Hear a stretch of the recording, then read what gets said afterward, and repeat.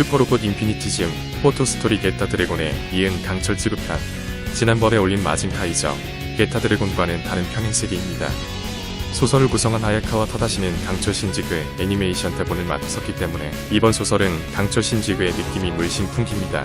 포토스토리 공식 사진을 제외한 나머지 사진들은 부득이하게 강철 신지그의 것을 사용했습니다. 소설의 시간적 배경은 1975년인데요. 주인공은 역시 이전의 시리즈처럼 시바 히로시. 1949년생으로 작품에서는 20대 중반의 샤프한 외모를 가지고 있습니다. 언제나 하얀색 정비봉 옷을 즐겨 입습니다. 히로인은 이전 시리즈처럼 역시나 우즈키미와 일명 미치라고 불리는 이 여인은 어떤 이유로 히로시의 아버지가 맡아서 키우게 됐습니다. 즉 히로시와는 어릴 때부터 가족이나 다름없는 소꿉친구로 자란 사이. 그의 아버지는 빌드 베이스를 설립한 저명한 과학자인 시바 센지로 박사. 그는 전자파와 양자물리학으로 학계의 이름을 알렸습니다. 연구에 매진하기만 하는 아버지 센지로와 그에 저항하는 히로시. 그것은 전쟁세대와 전후세대 부자지간 흔히 일어나는 갈등이었습니다. 그 시대에는 안보, 반전, 학생운동 등 기존 권위에 대한 현저한 반발이 있었고 젊은이들은 자신이 믿는 정의를 실현하려고 투쟁을 하기도 했습니다. 그런 시대의 풍파 속에 자란 히로시의 스트레스 해소구는 모터사이클 경주. 밤낮으로 바이크에 매달린 히로시는 급기야 레이싱 대회에 나가게 됐습니다. 그런데 그 경기에서 시속 200km로 달리던 히로시는 심각한 사고를 당했습니다. 히로시는 불행 중 다행으로 목숨만은 건졌지만 불구가 되고 말았죠. 민간 병원에서는 도저히 치료가 불가능했기에 센지로는 아들 히로시를 빌드 베이스로 데려갔습니다. 빌드 베이스에는 다이리 박사와 미스미 미야, 미스미 쿄가 있었습니다. 의학 박사인 다이리 박사는 센지로 박사와 이 빌드 베이스를 공동 설립한 자. 그리고 미스미 남매는 빌드 베이스에서 박사들을 보조하는 조수 역할을 했는데 그들은 히로시가 어릴 때부터 종종 봐왔던 자들이었습니다. 그런데 어째서인지 그들의 외모는 세월이 지나도 나이를 먹지 않는 반부지의 외모 그 자체였습니다. 빌드 베이스의 사람들은 히로시를 소생시키기 위해 특별한 방법을 쓰기로 했습니다. 센지로 박사의 연구 성과를 응용한 사이보그 기술을 쓰기로 한 것입니다. 그것을 실현시키기 위해 박사들은 동탁을 사용하기로 했습니다. 동탁. 그것은 쿠사나기 타케이코 교수와 시바 센지로 박사가 몇 년 전 함께 발굴해낸 것. 고대 일본에서 동으로 만들어진 신비한 종이었습니다. 동탁은 고대의 석귀에 안치돼 있었는데 그 석귀에서 나온 자들이 다름 아닌 미스미 미야와 미스미 쿄였습니다. 즉 그들은 사실 고대인이었던 것입니다. TMI 쿠사나기 교수는 게타 드래곤 세계에서 백크제국 원말의 사냥 문제를 해독한 인물이다. 이름으로 보아 틀림없이 강철 신지그 주인공 쿠사나기 켄지와 관련이 있을 것이다. 아무튼 그들은 히로시를 살려냈습니다. 그것도 그냥 살려내는 게 아니라 사이보그로 말입니다. 못 깨어나 인류를 침략할 자마 대왕국의 히미카로부터 이 세계를 지켜내 희망의 전사 강철지구로 앞으로 히로시가 싸울 자마 대왕국 여왕 히미카가 이끄는 그들은 약 1800여 년 전 고대 일본에 나타나 지상을 정복하려 했었습니다. 그런 그들을 막으려는 자들이 있었으니 타케루와 미야스 그리고 마수신 바루바였습니다. 타케루와 미야스는 마침내 두 개의 동탁과 사카오코로 히미카를 봉인하기로 했습니다. 하지만 그 힘을 사용하는 것은 위험이 따르는 도박이나 다름없었고 결국 그들을 히미카와 함께 봉인되는 길을 택하고 맙니다. 타케루와 미야스는 히미카를 봉인한 뒤 두 개의 동탁과 함께 석회에 봉인됐습니다. 고대인인 타케루와 미야스는 다름 아닌 미스미 쿄와 미스미 미야였던 것입니다. 아무튼 어째서인지 자마 대왕국이 다시 나타나기 시작했고 미스미 남매가 동탁의 힘으로 히로시를 살리는 것은 인도적인 목적뿐만이 아니라 강철의 거신을 만들기 위해서였습니다.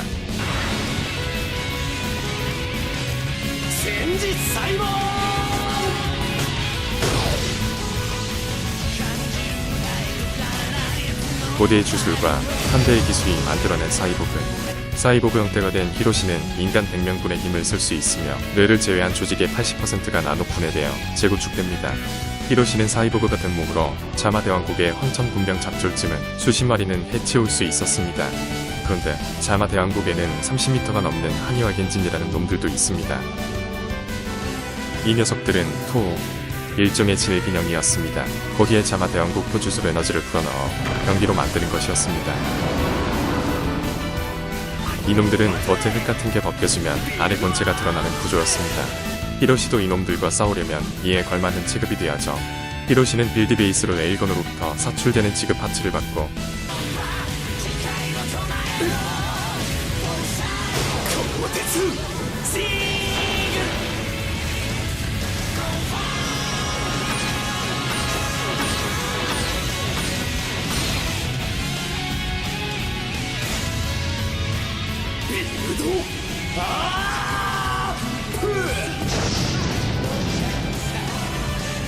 각각 파츠들의 자기 구체 관절이 붙어서 히로시는 강철 지그가 됩니다.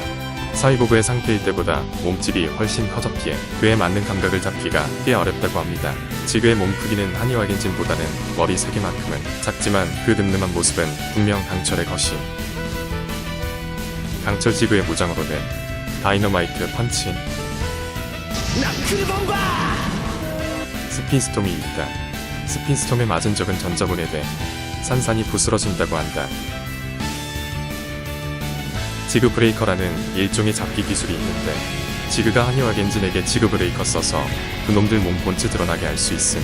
그리고 다이너마이트 킥이란 게 있는데 그냥 발차기 그 이상도 이하도 아니다. 지그의 서포트 유닛으로는 빅슈터라는 게 있습니다. 빅슈터의 탑승자는 우즈키미와 처음에는 빌드 베이스 레이건에서 사이보그 형태의 히로시한테 직접 지그 파츠를 쏘는데 나중엔 빅슈터로 지그 파츠 쏴서 히로시가 지그되게 합니다. 비단 파츠뿐만이 아닙니다. 지그 바주카도 사출해주는데요. 지그 바주카에서는 뭐 특별할 거 없는 대구경 탄환이 나갑니다.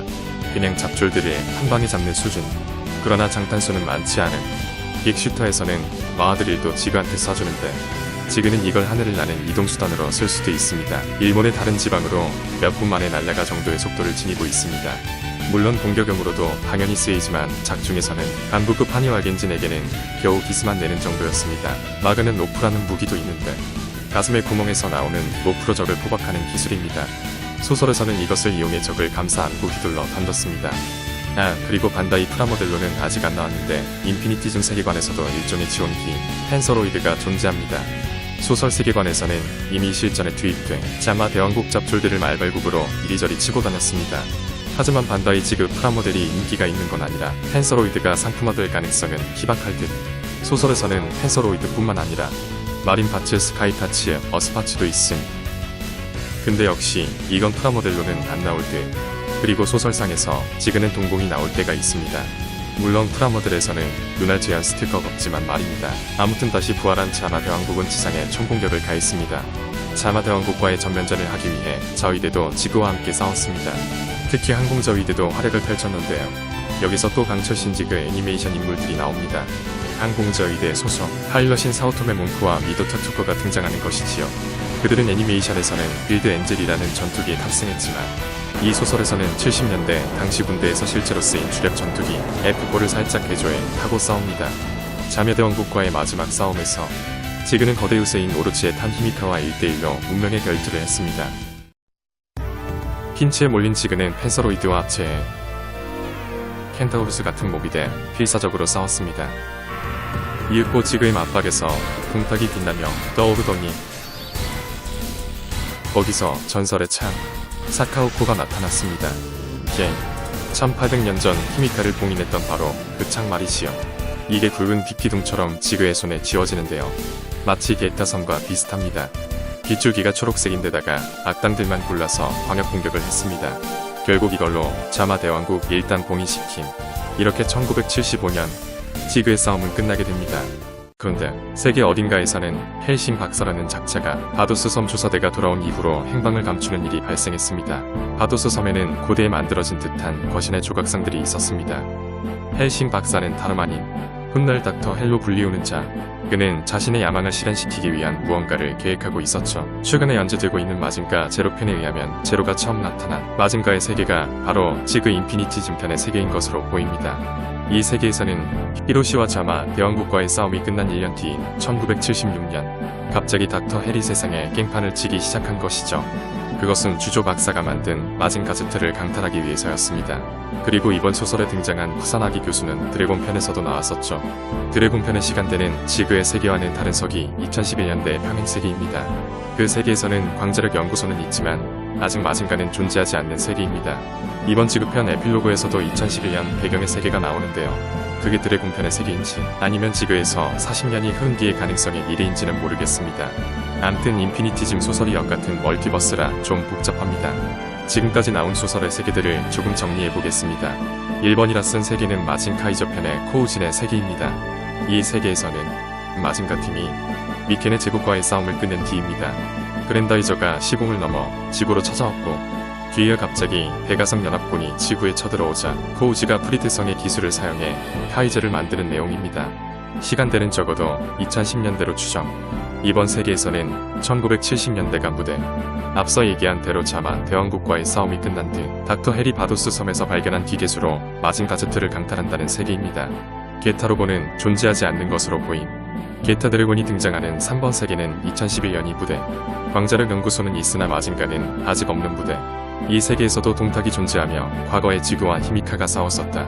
아무튼 수많은 병렬 세계가 존재하는데 인피니티즘 세계관에서 이러한 병렬 세계를 자유롭게 넘나들 수 있는 존재들이 있었으니 그랜다이저는 서로 다른 타임라인을 경유해 수많은 시공을 넘나들 수 있습니다. 이러한 시공 이동은 그랜다이저에 내장된 멀티버스 메모리에 모두 기록된다고 합니다. 그리고 대가성 연합군도 전 은하를 위협할 정도로 엄청나게 강력하고 번성한 녀석들입니다. 은하를 지배하는 것을 넘어서 다른 시공간까지 간섭하려는 무시무시한 녀석들. 그리고 이에 대항하기 위해 코우지가 수많은 가능성의 세계에서 힘을 모아 만든 마신 황제 마징카이저 또한 그 전지전능한 능력으로 수많은 세계를 넘나들 수 있습니다. 그리고 무엇보다도 이 우주 최대의 위협인 제로 또한 모든 세계를 넘나들 수 있죠. 최근 밝혀진 바에 따르면 제로가 처음 탄생한 세계는 이번 세계의 1976년 이후라고 합니다. 그 원점에서 태어난 제로는 3번 세계에 가서 드래곤을 만나기도 했죠. 제로는 모든 시공간을 한 번씩 찍먹해봐도 될 듯.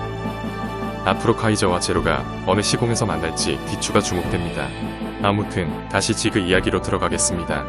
2011년에 쿠사나기 교수는 미치루를 제자로 두고 있는데 그 미치루에게 자신의 며느리를 소개시켜줍니다. 쿠사나기 교수의 며느리는 다름 아닌 미스미 쿄의 누나인 미스미 미아입니다. 미스미 남매는 사실 외계에서 온 존재들. 그렇다면 외계인 미스미 미아와 쿠사나기 타케이코 아들 사이에서 태어난 게 쿠사나기 켄지일 것입니다. 여기서도 강철신 지그 애니처럼 인간과 외계인의 혼혈인 셈. 마침 지그가 하미카를 사카오코로 봉인시킬 때 타임존이라는 것이 발생했는데요. 지그와 히미카와 같이 봉인된 이 타임존은 외부 세계와 시공간 흐름이 달랐습니다. 즉, 타임존 밖에서 50년이 지나서 우즈키 미와가 할매가 돼도 타임존 안의 히로시는 청춘의 모습 그대로인 것입니다. 이미 강철신 지그 애니메이션을 보고 여기까지 설명을 들은 사람들은 눈치챘을 겁니다. 이거 강철신 지그와 비슷한 세계관 모양새를 갖추었다는 거 말입니다. 이 세계에서 나중에 아마 쿠사나기 켄지가 나오고 마침내는 켄지의 강철신 지급한 지그 인피니티즘 버전이 등장할 듯. 그리고 결국 히로시의 동탁의 힘을 받고 바르바와 융합 파워업의 전설의 거신 강철신 지그 인피니티즘이 등장한다면 그야말로 가슴이 웅장해지는 전개일 것입니다. 다른 녀석들과 파티를 맺어 시공간을 위협하는 거학을 막는 전개가 펼쳐진다면 말이죠.